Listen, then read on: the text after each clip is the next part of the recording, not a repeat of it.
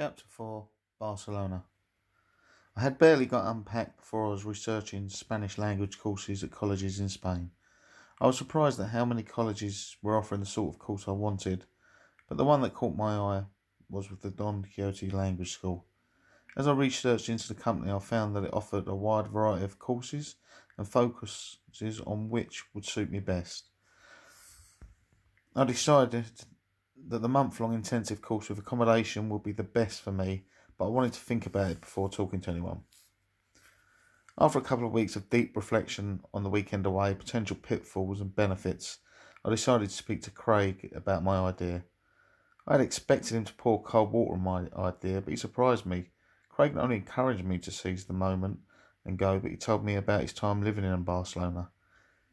He regretted not staying there for as long as he could have, and said that if he could do it again, he'd have stayed out there for longer. I asked Craig what he'd done in Barcelona, and he told me him and his friend had spent a year riding their bikes through the countryside and exploring. To earn money, they'd worked for an English company as road menders, filling potholes in the hot sun. Craig turned and looked at me. Go now. Don't wait. Take a phase book and be gone. That was what I wanted and what I needed to hear. I had at least one popular supporter for my crazy plan. That night I went to see Alan. As I explained about my idea and the research I'd done, he looked more and more shocked. I'd never been the one to suggest doing something so outrageous or impulsive. In all the groups of friends I had, I was never the leader. I was more the one to go along with other people. We'd been best mates for years, and looking back, I think he was worried about losing our friendship. I might join you after my degree, he ventured. I doubted he would. He wasn't the sort of person to do something like that. The biggest test came breaking the news to my parents. I've been waiting for the right moment and ended up blurting out, I'm thinking of moving to Spain, learning basic Spanish, floating around fixing scooters and labouring whatever is possible.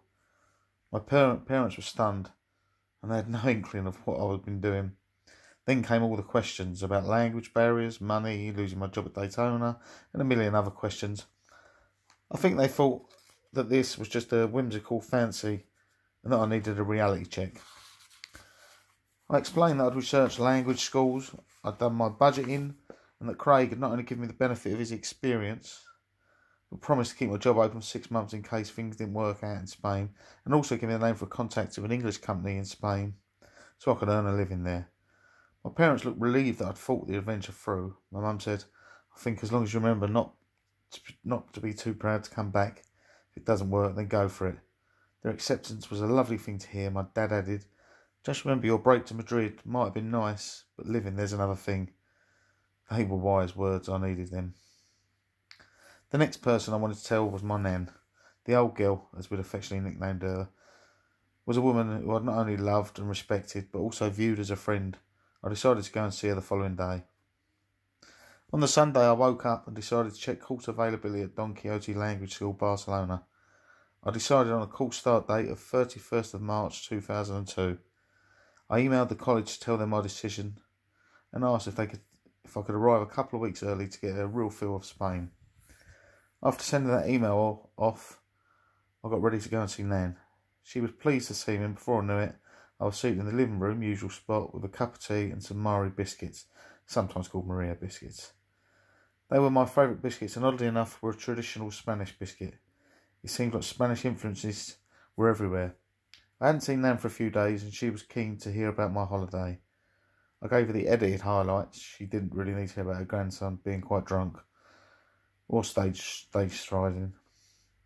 It sounds like you had a fantastic time, she laughed. Yes, Nan, I did, I replied. And I'm thinking of going and living there for a couple of years, learning Spanish at college for the first month. Nan looked astonished by my decision. I don't think she was too happy, but I explained about my plans and what had been arranged. My planning seemed to mollify her, and she gave a seal of approval with a grandmotherly, be careful. We then chatted about other things. When I left, it was without a worried weight on my shoulders. Monday morning soon come around. I woke up earlier than normal and was definitely bright-eyed and bushy-tailed. I left early for work and took a ride around the area, almost like a preemptive goodbye. My thoughts turned, not unsurprisingly, to Spain, and I wondered if I'd missed London. I concluded probably not. By now it was early December and people were decorating their shops and homes for Christmas. I wondered if people in Barcelona celebrate Christmas in the same way. Was Father Christmas still a big part of the holiday, or was it more religious? Well, next Christmas I'll be in Barcelona and would find out for myself. I got to Daytona Motorcycles and started telling my workmates about my plans. They were almost as excited as me. They were all encouraging me and wishing me luck. It was a great feeling to be so supported. A few of them had spent time travelling and thought it was a great idea to live abroad for a while. When Craig got in, I told him about the dates I'd asked Don Quixote for. He was very pleased with me and said he'd get the company contacts he promised me. When I got home that night, I logged into my email account. There was a message from Don Quixote Language School. They were confirming my place on the intensive 1-month course from 31st of March 2002 and the 2-week accommodation in advance of the course beginning. I was so happy I nearly screamed. I looked at maps of the area, deciding on the best routes and then booked my ferry crossing. I booked a single trip. A return ticket was not needed for the 11th of March. I replied to Don Quixote requesting a single room accommodation in a shared flat, plus secure parking for my bike. I now had about 3 months to get everything out for the adventure of a lifetime. I love motorbikes and riding. I realised that Barcelona was near a Catalonia racetrack and Madrid was home to the Jarama racetrack. I was very excited about the prospect of riding those tracks, as well as biking across Spain. I definitely had to make sure I took my one-piece leathers with me. They weren't the lightest of clothes, but were essential for biking safely. Without them, it was extremely unlikely I'd be allowed to ride on any racetrack. This led my mind to the practical issues of luggage and transporting everything I needed for my bike. I needed to talk to Princess. Princess's real name was Andy. I called him Princess because he had long hair. The South African worker worked in Daytona's clothing and accessories department and was the best person to speak about luggage on. His recommendation, I brought a speed hump luggage system. These fit over the rear seat but meant I couldn't carry a pillion rider, but I got a really good discount on it. Now all I needed were clothes to go in the speed hump. Daytona had a motorcycle clothing department, but I needed casual clothing and didn't have time to really go shopping. I thought to myself, maybe it's time for a transfer. After talking to Craig and getting him to speak to a few other managers, I was soon transferred into the clothing, accessories and parts department. I was so caught up in my preparations for Spain that it took me completely by surprise when I realised that it was a week before Christmas. I still had to do the Christmas shopping for my family and friends. I hit the West End of London and got what I thought people would like. I even ended up getting Alan a PlayStation 2, as I knew I'd miss him and felt a little bit guilty about leaving him behind. At that point, they were very new on the market and I was lucky to get hold of one. Christmas is a time of copious alcohol consumption and Georgie decided to keep traditions alive by suggesting a pre-Christmas drink.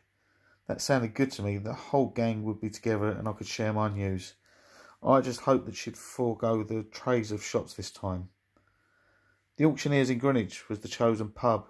Its clients could be sometimes described as posers, but it was a good venue and nevertheless. It was a couple of nights before Christmas and the pub was packed. Groups on work dues, as well as groups of friends, youngsters. It was loud and rowdy, but generally good-natured. There was a group of builders nearby, and one of them had been pestering Georgie. Her boyfriend, a nice bloke called Ben, who had been chatting to, had a quiet word with the builder and he backed off. He wasn't happy about it though. A short while later, I was standing on my own waiting for Alan, who was in the toilets. A man came up to me thinking I was Georgie's boyfriend, mistaking me for Ben. Before I knew it, he punched me, I think in revenge for Ben telling his mate to leave Georgie alone. And I'd retaliate, punching him hard before grabbing Ben, telling him to get the girls and leave. I didn't want them mixed up in this. As I stood outside the pub with blood spilling down my face, the bouncers had intervened and thrown me out. The police arrived, as did the ambulance. It seemed that my one punch in self-defence had floored my attacker and he needed hospital treatment, as he was in a worse state than me. I was seen as the aggressor and arrested. As I sat in the back of the police van, thoughts of not being able to go to Spain flashed through my mind.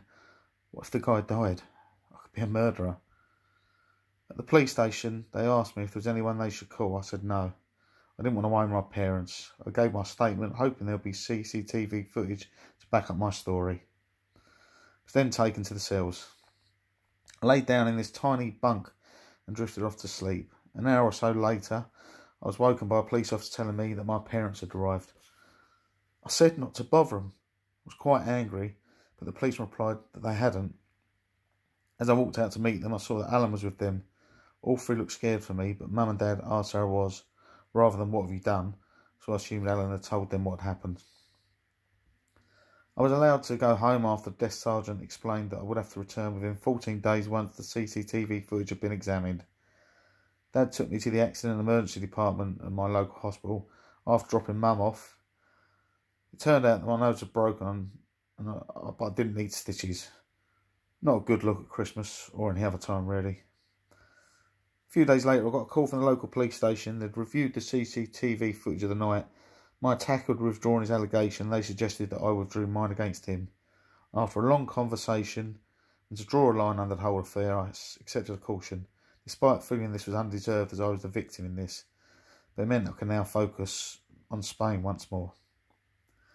To help get a grounding in speaking Spanish, I'd bought myself some Teach Yourself Spanish CDs and spent an hour or two listening to them every night. I played an online racing motorbike game called GP500 and some of the other riders were Spanish, so I practised my language skills on them. I also frequented chat rooms where I would chat online in Spanish. January flew by and I was running out of time to get everything organised. I worked at the Alexandra Palace bike show and got a lot of useful advice from other bikers. February flew by just as quickly and then it really stuck in. I was moving abroad to live on my own with no immediate family with me for backup or support. This was something I was doing on my own. The butterflies in my stomach took up a permanent residence. Suddenly, it was March. I was leaving on the 11th of the month. Then my worrying turned into full-blown nervousness. I was worried that I'd forgotten all the Spanish I'd learned. I was worried that I'd forgotten something. I was just worried.